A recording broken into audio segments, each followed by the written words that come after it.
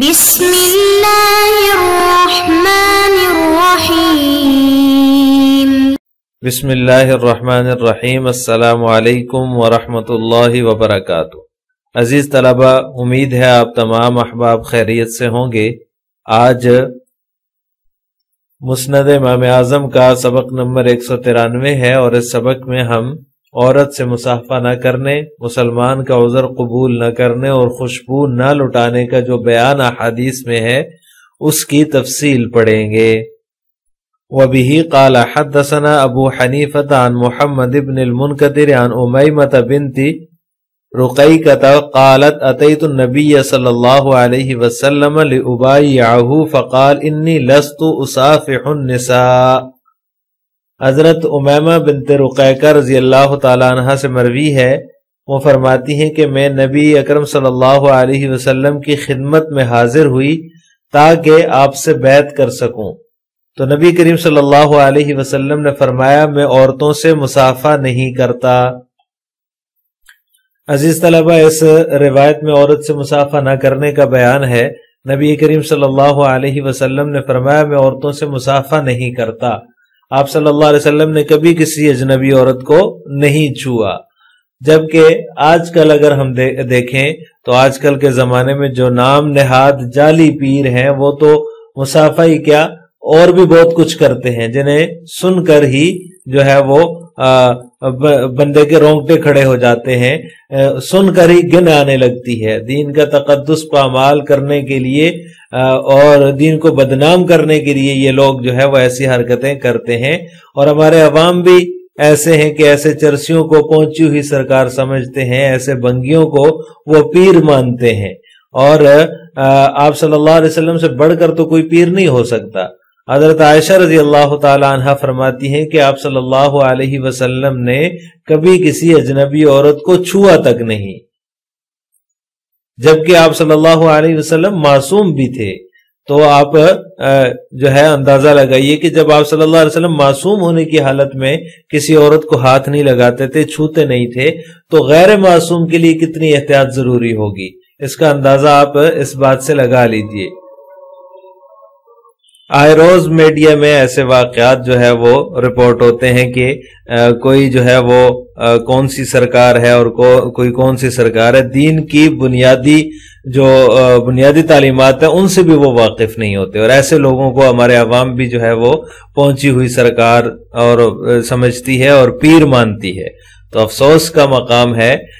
جو ایسے لوگ ہیں اور وہ دین کی بدنامی کا باعث بن رہے ہیں، دین کی پامالی کا، دین کے تقدس کی پامالی کا باعث بن رہے ہیں۔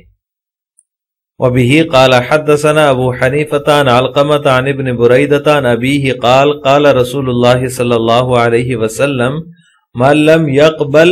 عُذْرَ مُسْلِمٍ يَعْتَذِرُ إِلَيْهِ فَوِزْرُهُ كَوِزْرِ صَاحِبِ مُكْسٍ فَقِيلَ يَا رَسُولَ اللَّهِ وَمَا صَاحِبُ مُكْسٍ قَالَ عُشَّارٌ۔ حضرت بریدہ رضی اللہ تعالیٰ عنہ سے مروی ہے، وہ فرماتے ہیں کہ رسول اللہ صلی اللہ علیہ وسلم نے ارشاد فرمایا جو شخص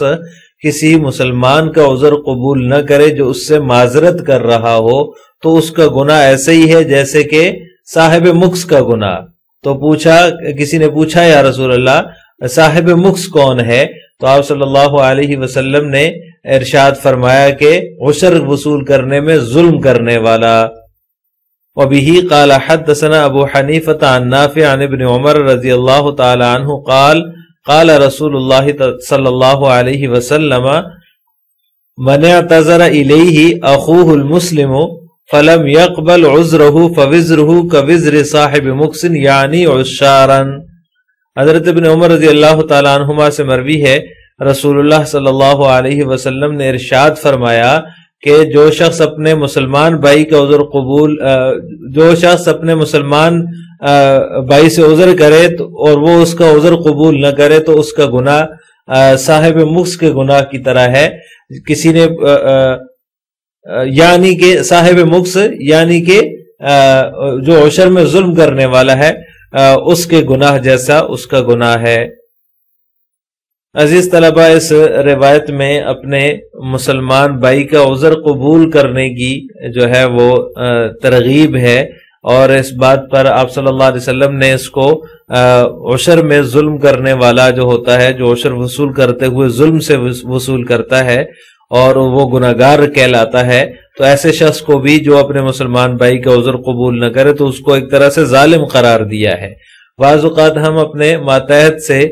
کوئی کام لیتے ہیں یا کسی کام کو اس کو کہتے ہیں، وہ کسی عذر کی وجہ سے نہیں کر پاتے، جو ہمارے ماتحت ملازمین ہوتے ہیں تو ہم ان کو عذر بھی قبول نہیں کرتے، حالانکہ وہ بھی انسان ہے، ان کو بھی کوئی مجبوری ہو سکتی ہے، کوئی عذر ہو سکتا ہے، اور تو ہم اس پر غصے کا اظہار کرتے ہیں، جبکہ ہمارا ملازم جب وہ تنخواہ دار ہوتا ہے تو پھر تو ہی غصہ آتا ہے، اس سلسلے میں ہم کوئی بھی عذر اس سے سننے کے لیے تیار نہیں ہوتے، اور یہ ہم نہیں سوچتے کہ یہ بھی انسان ہی ہے ہماری طرح، جیسے ہمیں کوئی مجبوری پیش آ سکتی ہے اس کو بھی مجبوری پیش آ سکتی ہے، تو کوئی کسی مجبوری کی وجہ سے اس نے نہیں کیا ہوگا تو ہم اس سے درگزر کر لیں، یا پھر یہ جو ہے وہ تصور کر لیں کہ کسی جو ہے وہ انسانی اس کی وجہ سے، کمزوری کی وجہ سے وہ نہیں کر پایا، تو ایسا نہیں کرتے ہم لوگ۔ حالانکہ آپ صلی اللہ علیہ وسلم نے اس کو جو ہے وہ صاحب مکس یعنی کہ عشر میں وصول کرنے والے کے ظلم کرنے والے کے گناہ جیسا گناہ قرار دیا ہے۔ آپ صلی اللہ علیہ وسلم نے کبھی حضرت انس رضی اللہ تعالیٰ عنہ کو یہ نہیں فرمایا کہ آپ نے یہ کام کیوں کیا، یا پھر ایسا بھی نہیں کہا کہ یہ کام آپ نے کیوں نہیں کیا، یعنی کسی کام کا کہا اور وہ حضرت انس نے نہ کیا تو آپ صلی اللہ علیہ وسلم نے کبھی یہ نہیں فرمایا کہ یہ کام کیوں نہیں کیا، یا پھر کوئی کام انہوں نے ایسا کر دیا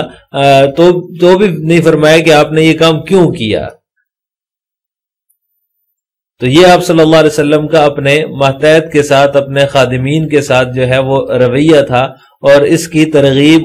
امت کو بھی آپ صلی اللہ علیہ وسلم نے دی ہے کہ اپنے ماتحت جو ملازمین ہیں ان کا خیال رکھنا چاہیے، اگر کسی مجبوری میں کسی عذر کی وجہ سے وہ کام نہیں کر پاتے تو ان کا عذر قبول کرنا چاہیے، بجائے اس کے کہ ان پر سختی کی جائے، ان کے ساتھ غصے والا رویہ رکھا جائے، ان کو جو ہے وہ یہاں تک کہ بعض لوگ مار پیٹ بھی کرتے ہیں۔ یہ تو بہت ہی ظلم کی بات ہے اور بہت ہی گناہ کی بات ہے، اس سے آپ صلی اللہ علیہ وسلم نے بچنے کی ترغیب دی ہے۔ وَبِهِ قَالَ حَدَّثَنَا أَبُو حَنِيفَةَ عَنْ أَبِي الزُّبَيْرِ عَنْ جَابِرٍ رضی اللہ تعالی عنہ أن النبي صلی اللہ علیہ وسلم قال اذا اُتِيَ أَحَدُكُمْ بِطِيبٍ فَلْيُصِبْ مِنْهُ۔ حضرت جابر رضی اللہ تعالیٰ عنہ سے مروی ہے، وہ فرماتے ہیں کہ رسول اللہ صلی اللہ علیہ وسلم نے ارشاد فرمایا، جب تم میں سے کسی کے پاس خوشبو لائی جائے فَلْيُصِبْ مِنْهُ، تو اسے چاہیے کہ اس میں سے لگا لے۔ عزیز طلبہ، اس روایت میں یہ ہے کہ اگر کوئی خوشبو آپ کو دیتا ہے تو خوشبو کو رد نہیں کرنا چاہیے، لگا لینی چاہیے۔ خوشبو فارسی زبان کا لفظ ہے جس کا معنی ہے مہک، اچھی مہک، اور طبی طور پر ہر انسان کو اچھی مہک اور خوشبو کی طرف میلان ہوتا ہے۔ نہ صرف یہ کہ انسان کو میلان ہوتا ہے بلکہ فرشتوں کو بھی خوشبو اچھی لگتی ہے، وہ بھی اس میں رغبت رکھتے ہیں اور بدبو سے نفرت کرتے ہیں۔ اسی وجہ سے دینی مجالس میں اور مسجد میں خوشبو لگا کر جانے کو مستحسن قرار دیا گیا ہے، اچھا سمجھا گیا ہے، اور چونکہ نبی کریم صلی اللہ علیہ وسلم کا درجہ جو ہے وہ فرشتوں سے بھی بڑھ کر ہے، تو آپ صلی اللہ علیہ وسلم کا طبی میلان بھی خوشبو کی طرف تھا۔ آپ صلی اللہ علیہ وسلم اس کو پسند فرماتے تھے، اور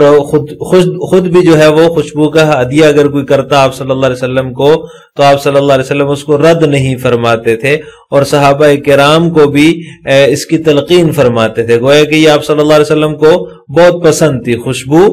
پسندیدہ چیزوں میں سے تھی۔ اگر کوئی بطور ہدیہ آپ کو پیش کرتا تو آپ اس کو رد نہیں فرماتے تھے، اور اسی لیے یہ ترغیب بھی آپ صلی اللہ علیہ وسلم نے دی ہے کہ اگر کوئی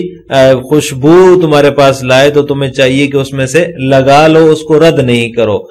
بطور ہدیہ اگر کوئی پیش کرے تو اس کو جو ہے وہ لے لینے کی تلقین ہے اور لگانے کی تلقین ہے، اس میں ترغیب ہے۔ لہذا صحابہ اکرام کو بھی آپ صلی اللہ علیہ وسلم نے یہی ہدایت فرمائی کہ اگر کوئی خوشبو دیتا ہے تو اس کو رد نہیں کرنا چاہیے بلکہ لگا لینا چاہیے۔ لہذا آج کے سبق کا خلاصہ یہ ہوا کہ ہم نے عورت سے مصافحہ نہ کرنے، مسلمان کا عذر قبول نہ کرنے اور خوشبو نہ لٹانے کے بارے میں تفصیل پڑھی ہے۔ آخر میں آپ سے 2 سوال ہیں۔ نمبر 1، کیا کسی اجنبی عورت سے مصافحہ کرنا جائز ہے؟ نمبر 2، مسلمان بھائی کا عذر قبول نہ کرنے کے بارے میں حدیث میں کیا وارد ہوا ہے؟ ان دونوں سوالوں کا جواب آپ نے کمنٹ باکس میں دینا ہے۔ السلام علیکم ورحمۃ اللہ وبرکاتہ۔